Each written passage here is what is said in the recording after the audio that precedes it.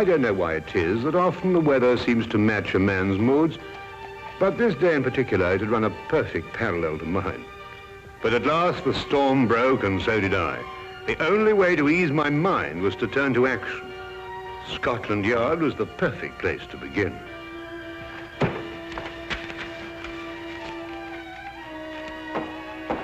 Inspector Lestrade, Wilkins, I must see him right away. I'm very sorry, Doctor. Inspector Lestrade's very busy. Will you tell him I'm here? I must see him. I'm very sorry, Doctor, but when Inspector Lestrade's in conference, Oh! you know... Dr. Watson. Ah, Dr. Watson, I'm very pleased to see you. Just having a cup of tea. Lestrade, something's happened to Holmes. He's disappeared. He's vanished. I haven't seen him for 2 days. Well, calm yourself, Dr. Watson. Calm yourself. Tell you he's disappeared. He may have been kidnapped for all I know. Oh, kidnapped, eh? Or worse. Now, look here, Dr. Watson. Just because you haven't seen him for a couple of days doesn't necessarily mean to say that he's been No, kidnapped. quite. Well, if you want any proof, you can have it. There's no time. Dr. Come along with Watson. me. It is positively infuriating to know that something is wrong and to find a man whom you can't convince. I don't mind saying that there are times when I find myself hard put to keep my patience with Inspector Lestrade. What more evidence do you need? What man going under his own volition would leave his razor behind? Oh, he probably has another one. No, he hasn't. Come on, I'll show you something else. Look, his violin out of its case. Well, what's that got to do with it? But he'd never leave his violin like that if he thought he'd be gone long. Treats it like a baby. And these concert tickets, we meant to have gone last night. Look here, Lestrade, I've been a friend of Holmes's too long not to realize the brutal truth behind all this. Well, the evidence certainly does seem to point us... Now look, we've got to track him down as he tracked down somebody else. Do you mean use his own methods of deduction? Exactly. Now, the odds are that he's disappeared on some case. So the best thing we can do is to go through his correspondence and see who might have employed him. Oh, look at this. Bills, advertisements, bills. It'd have to be at the end of everything, wouldn't it? Now, what have we here? A chap wants Holmes to investigate his neighbor. He says a lot of people go into the house and nobody ever comes out. What do you make of that? Well, Now, look, you see that's a left-handed writer, and by the feel of the paper, I'd say he was in pretty good circumstances. Yes, well... Well, attention to details. That's the secret of Holmes' success. You see, we already know something about the writer before we meet him. Yes, there's only one thing, though. Sherlock Holmes' disappearance had nothing to do with him. Oh, why? This letter's dated 2 years ago. What? Yes, so it is. Well, where else would he keep his correspondence? Oh, anywhere on the chandelier, if it wasn't too much effort to get up there. Well, let's have a look around. Oh, going through Holmes' things would take a month. No, we'd best get another approach. Well, have you any ideas? Wait.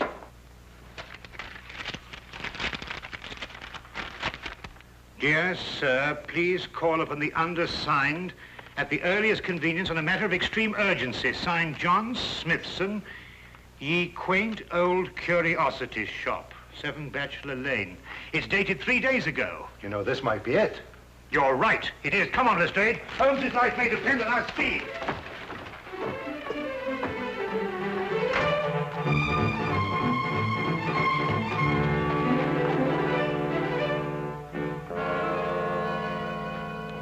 Sinister-looking place.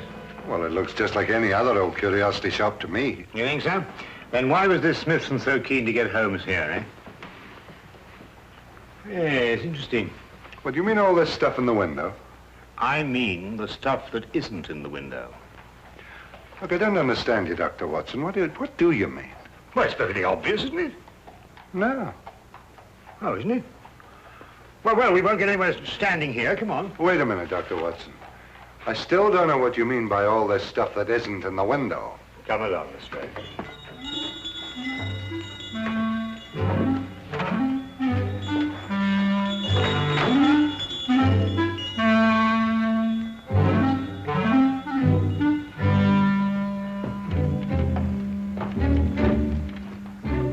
Good afternoon, gentlemen. Good afternoon. You, I presume, are the proprietor, John Smithson. Yes, that is correct, sir. That is correct.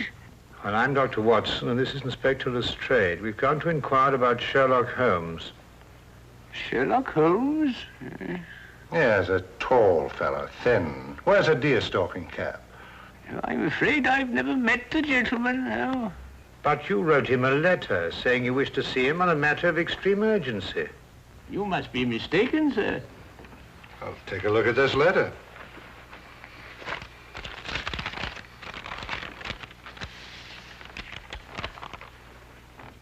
Is that your handwriting? Oh, it isn't anything like my handwriting. Here, I'll show you what my handwriting is like.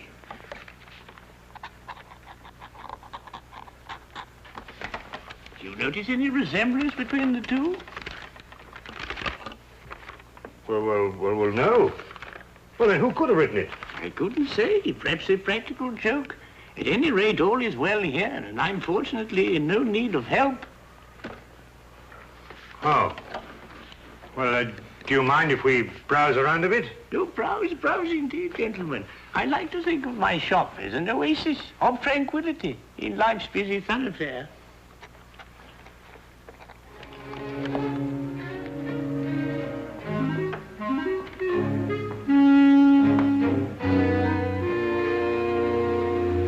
What are you doing? I'm looking for evidence that Holmes was here. Well, you heard what he said. Yes, I don't believe a word of that. There's something about him. I don't trust him.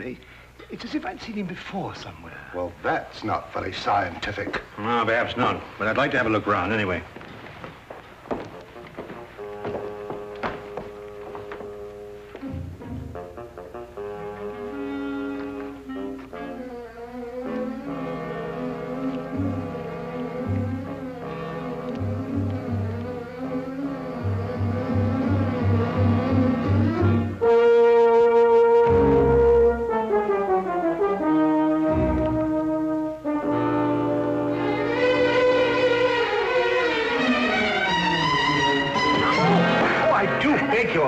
Quite all right. Oh, how clumsy of me. No, not at all. It was all my fault. I wasn't looking where I was going. Of course. Thank you. Not at all. Excuse me.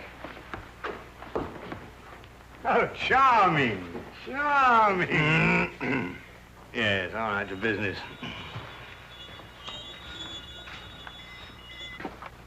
Ivanhoe. I must remind myself to read that again sometime. What's this? Proper deportment of young ladies in polite society. What a fabulous title. I'm afraid that book is not for sale. What do you mean, not for sale? I understand everything in this shop is for sale. Yes, everything except the books on that shelf, sir. And now the shop is closing. Nearly? 2 o'clock in the afternoon? Yes, for repairs. I have the decorators coming in. I'm afraid I must ask you to leave, young man.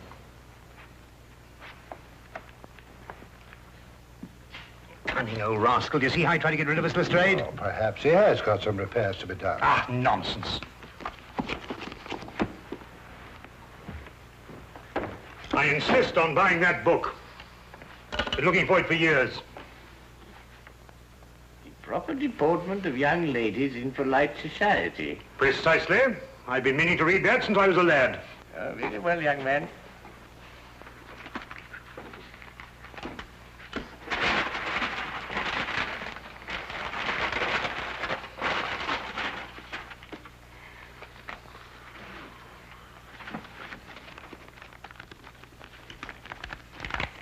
$1 please.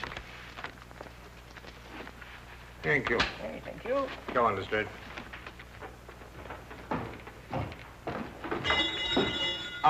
Excuse me, Governor. Not at all.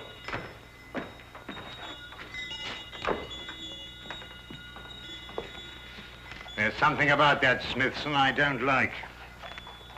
Look, this isn't the book I bought. It's much smaller. Safari through darkest Africa. Why, the chap's nothing but a crook. Oh, this is much more interesting than that other one. Look here. You and I are going straight on back in. Now listen. While I keep you in conversation, you scout around a bit. Well, he'll suspect we're up to something. No, of course he won't. Holmes and I did this in that red-headed league affair. Worked perfectly. Come on.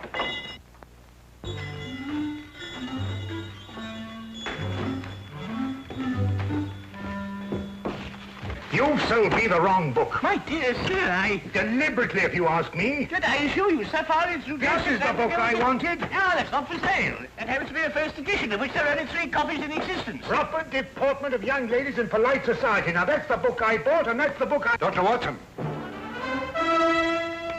Holmes's clothes. I found them in an old pilot's chest. Oh, good Lord.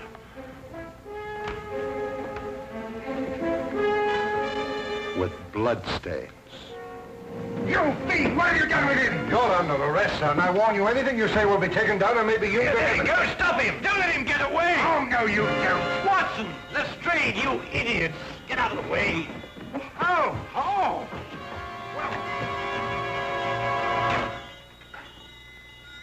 He's gone with the message. Who's gone with what message? An escaped convict with the message that woman left for him in the book. And it won't be easy to find him now that you two gentlemen have completely ruined my beautifully laid little trap.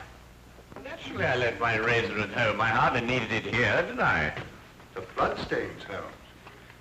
Red ink, Lestrade. I've been helping old Smithson make up his ledgers. And this escaped convict, who is he? John Carson. I expect you've had a report on him. Carson? Why, he got a life sentence for killing a man with a cleaver. That's him. He was using this shop as a message center, planting and picking up messages here from that book that you were so intent on buying. Oh, yeah.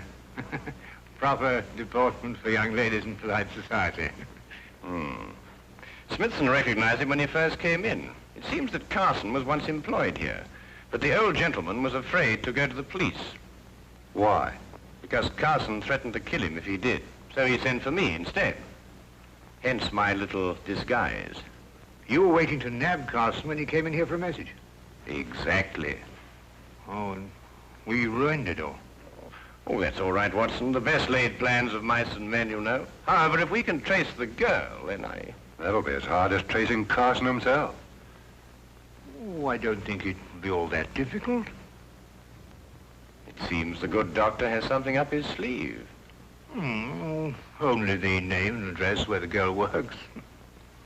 Well, how the deuce do you know that? Well, when I knocked her handbag out of her hand, I found a piece of paper, and on it was her hours of work and salary due to her. With the letterhead of the shop on the paper? Well done, Watson. Oh, it's nothing really.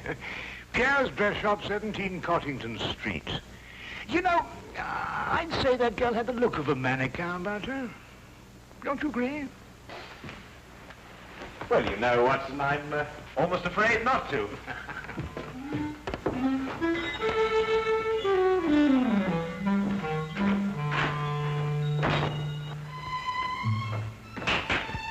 And now, mesdames and messieurs, you will see the supreme creation of Pierre with me, myself.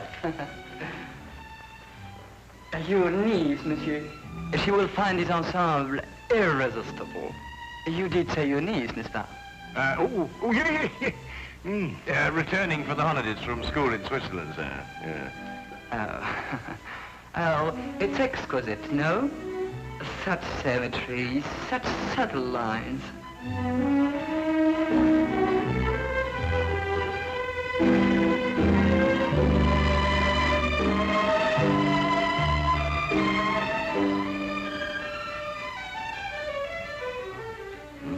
That's the girl we're looking for. Observe how it hints, but with such discretion. Oh, la jeunesse, la youth. I say it's a bit daring, isn't it? But it's daring age, monsieur, and now the 20th century.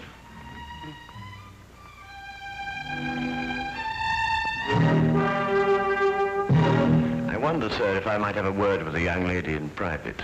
But... Officially, Monsieur, I'm Inspector Lestrade of Scotland Yard.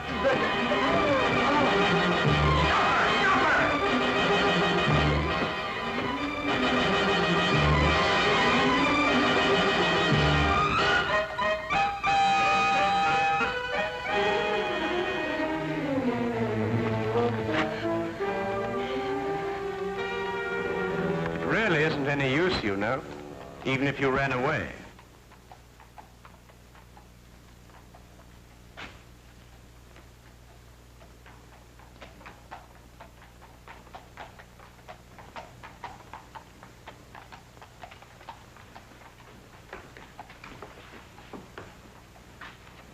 Well, I do not understand. Never before has one of my girl acted so.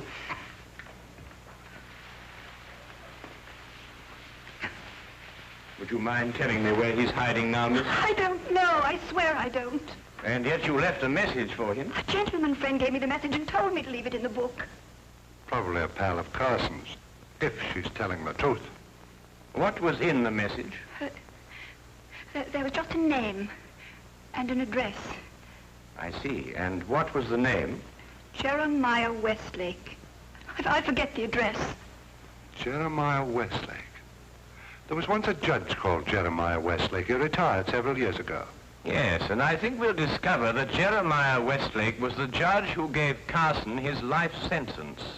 And now Carson is looking for him. And now Carson is looking for him.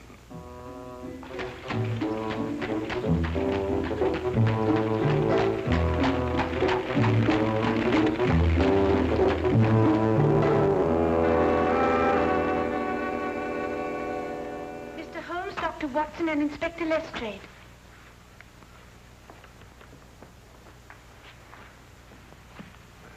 Who's she talking to? Well, what do you want? Court's now in session. State your case. Speak up, Mr. Holmes. Or has the cat got your tongue? Judge Westlake, I presume? Former Judge Westlake?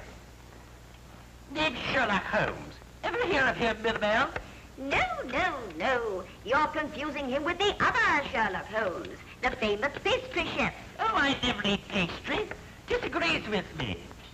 Of course, there's still another Sherlock Holmes, a third one, the famous detective. Oh, that one.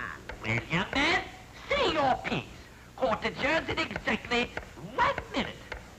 10 years ago, you sentenced a man called John Carson to a term of life imprisonment for murder. Carson? G'day, Millamel. That'd be the Butcher Cleaver case. Murdered a man with it. Oh, yes. Unpleasant chap, Carson, if I remember correctly. Well, Mr. Holmes? When you sentenced him, he swore to kill you. Did he? Well, what of it? They all do.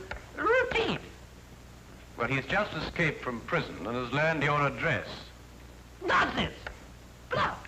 Sheer bluff. Eh, Millamel? They all bluff, young man. I wouldn't sleep a wink if I believed everything they swore to do to the judge. Sleep like tops, the two of us. In bed at 10 and up at 6. This man represents a very real threat, sir. That's all. Court adjourned. Sine die. And that, gentlemen, means postponed indefinitely.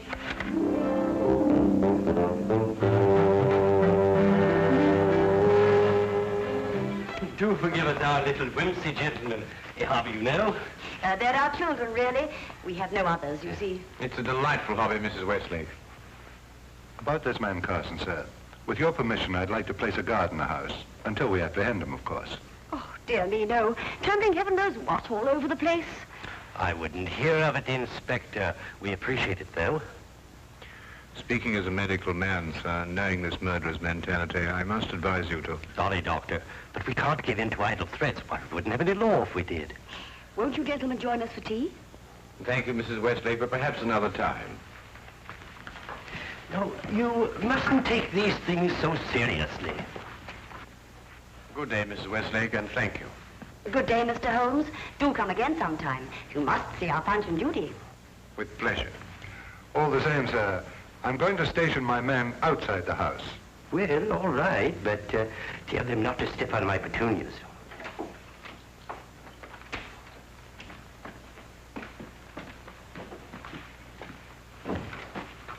He says he's got a message for the judge, sir. I'm Westlake, my man. Here you are, Governor.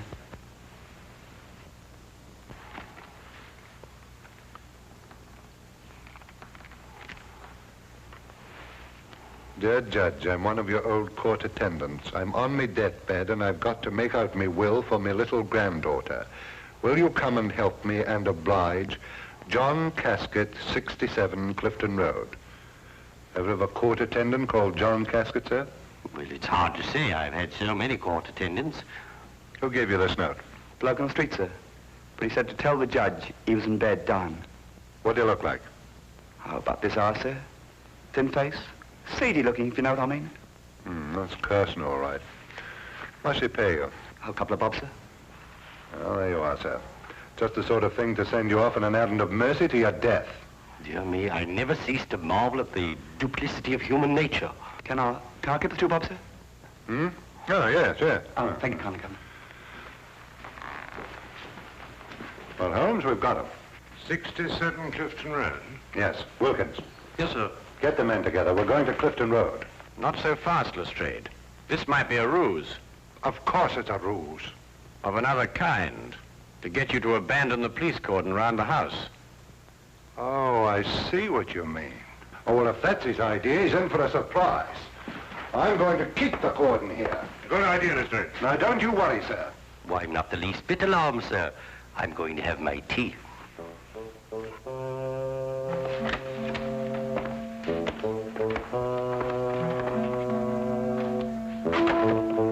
Don't budge from here. If you let anyone in this house, I'll have your skin. Yes, sir. Come on.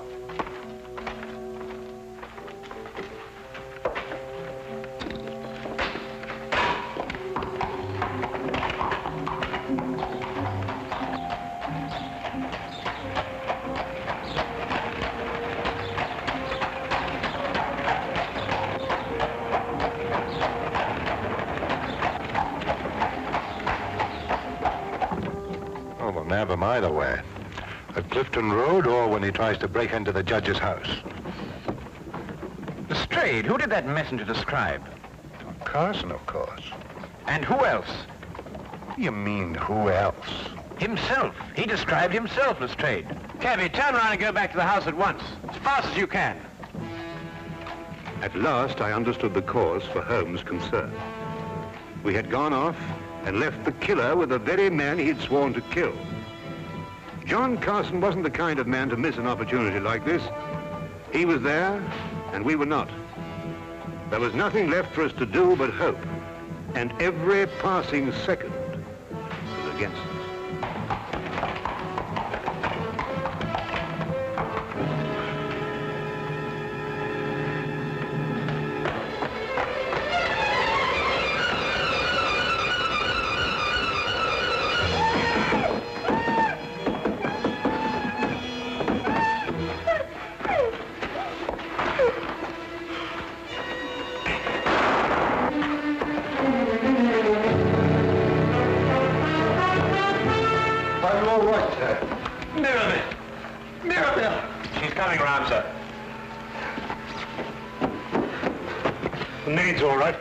This is Westlake. No, not too serious. Only suffering from shock. It's all right, dear. It's all over now. Jeremiah, are you all right? Yes, dear. Oh, that terrible man. Oh, dear. Our poor children. Well, I don't think they're damaged, dear. Sometimes I forget they're not real.